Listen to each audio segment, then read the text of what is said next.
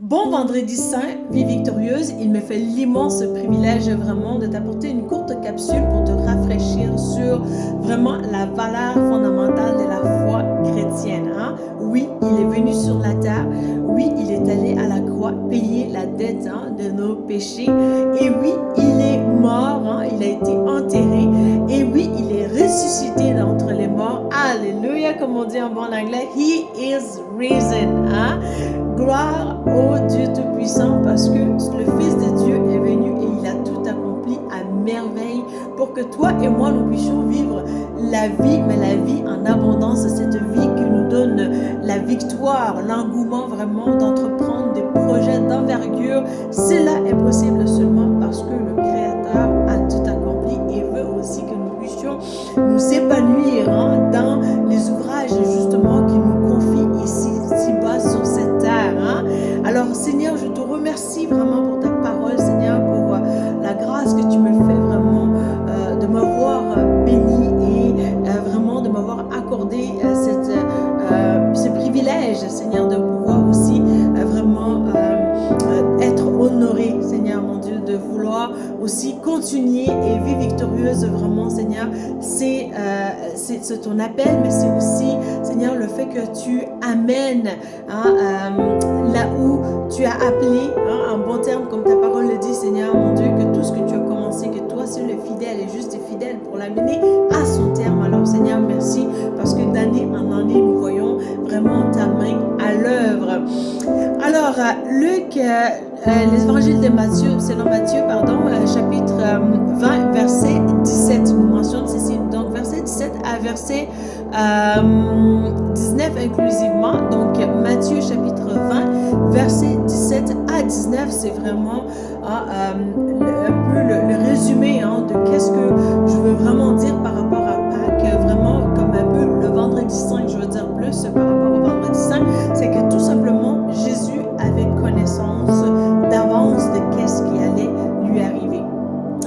Bien souvent, on se fait prendre au piège de l'ennemi vraiment parce qu'on ne sait pas où on s'en va, on ne sait pas d'où on vient, même souvent aussi, et on ne sait pas vraiment qu'est-ce qui crée des conflits au niveau de notre identité justement. Mais lorsque vraiment nous plongeons notre regard dans la parole de Dieu, nous pouvons comprendre que Jésus, il était le maître du temps, des circonstances et aussi le maître de son futur aussi, parce qu'il savait qu'est-ce qui allait s'en venir et il savait aussi comment pouvoir y arriver aussi par rapport à même ses disciples, comment leur communiquer cette information-là aussi. Alors, Matthieu chapitre 20, verset 17 à 19 nous mentionne ceci.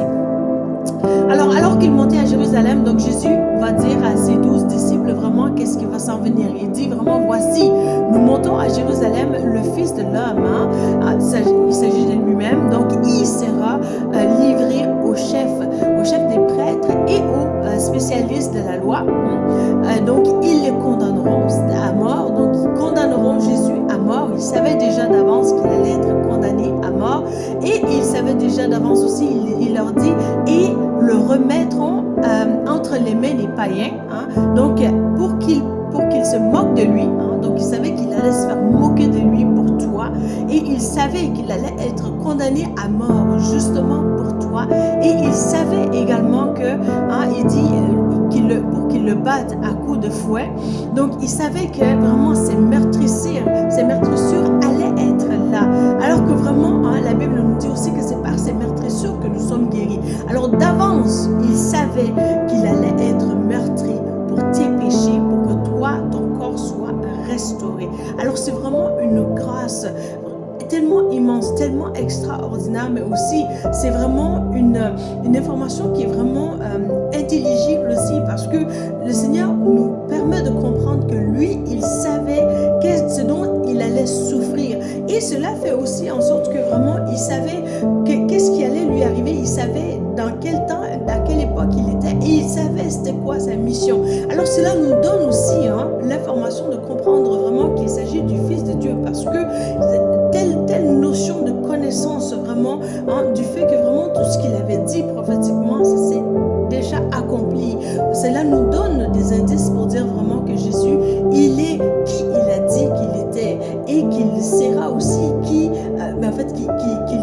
demeure et demeurera éternellement qui il a dit qu'il était, parce qu'il a dit qu'il était le Fils de Dieu. Il a dit aussi que vraiment il va préparer un terrain pour nous, pour que nous puissions vraiment aussi aller le rejoindre, préparer des places pour nous. Alors vraiment, nous savons que d'entrée de jeu, vraiment, il s'agit de quelqu'un qui est vrai, mais qui va aussi, je veux dire que ses paroles vont être révélées, être vraies, parce que ça s'est accompli exactement comme il l'a dit. Alors qu'aujourd'hui, vraiment, tu regardes dans ton cœur aussi, tu te dis, mais qu'est-ce que je peux faire de bon, qu'est-ce qui peut être bien chez moi, justement, alors que vraiment tu sombres dans le découragement. Je veux vraiment que tu regardes à cette parole que Jésus a sémée dans toi, en toi d'antan. Pour te dire vraiment que cette parole qu'il t'a dit dans le secret, cette parole-là peut s'accomplir, que cette parole-là va s'accomplir même. Ce n'est pas juste que c'est une possibilité que ça va s'accomplir, mais c'est vraiment une vérité tangible que ça va s'accomplir. Pourquoi? Parce qu'il est la vérité, parce que c'est lui qui a dit qu'est-ce qui va s'accomplir, qui s'est accompli. C'est aussi qu'est-ce qu'il dit aujourd'hui pour toi qui va s'accomplir certainement. Alors vraiment, je veux que tu saisisses cette notion-là et que tu puisses vraiment te dire, Seigneur, vraiment toi, tu as dit que tu allais être condamné à mort, tu as été condamné à mort. Seigneur, tu as dit qu'ils vont se moquer de toi, ils se sont moqués de toi. Seigneur, tu as dit qu'ils vont te fouetter, ils t'ont fouetté. Seigneur, tu as dit aussi qu'ils vont te clouer sur une croix et ils t'ont cloué sur une croix. Et ici, Seigneur, tu as dit au troisième jour que tu vas être ressuscité d'entre les morts. Seigneur, tu es ressuscité d'entre les morts. Alors que vraiment, toi, tu regardes aussi au rêve que Dieu a déposé dans ton cœur, justement. L'ennemi est arrivé, le ravage est arrivé, les situations tellement douloureuses sont arrivées, sont présentées aussi. Alors vraiment que tu penses que tes rêves ont été bafoués, tu as été tellement persécuté au fait, et que tout a été vraiment découragé, et que vraiment que c'est comme un peu un éternel recommencement. Alors que vraiment tu regardes à ça et tu te dis vraiment, Seigneur, qu'est-ce que tu veux que je fasse de ça? Tout n'est que découragement en ce moment. Alors que vraiment tu sombres dans ces pensées-là qui peuvent être des pensées noires, parce qu'ici on se rappelle qu'on est vraiment là pour combattre les pensées suicidaires, pour rebâtir aussi des vies brisées. Alors que vraiment tu sombres dans ces pensées-là et que vraiment tu tardes même à être dans l'action, justement, à être active dans les voies du Seigneur. Je veux vraiment que tu fasses une rétrospection vraiment pour regarder dans ton cœur vraiment quelle est la sémence que le Seigneur a déposée dans ton cœur, c'est-à-dire c'est quoi la parole que le Seigneur a dit sur ta vie, qu'est-ce que le Seigneur veut que tu saisisses aujourd'hui, qu'est-ce que le Seigneur veut que tu adhères à en ce moment, quelle pensée qu'il faudrait que tu entretiennes dans ton cœur, que tu médites là-dessus jour et nuit, justement. Alors c'est quoi cette parole-là? C'est là que je veux vraiment attirer ton attention vers, pour que tu puisses aussi vivre cette vie victorieuse, parce que ça se passe dans l'entre-deux. L'ennemi vient, il te dit, ça va être noir, ta destinée ne fonctionnera pas, il n'y a plus rien qui va fonctionner pour toi.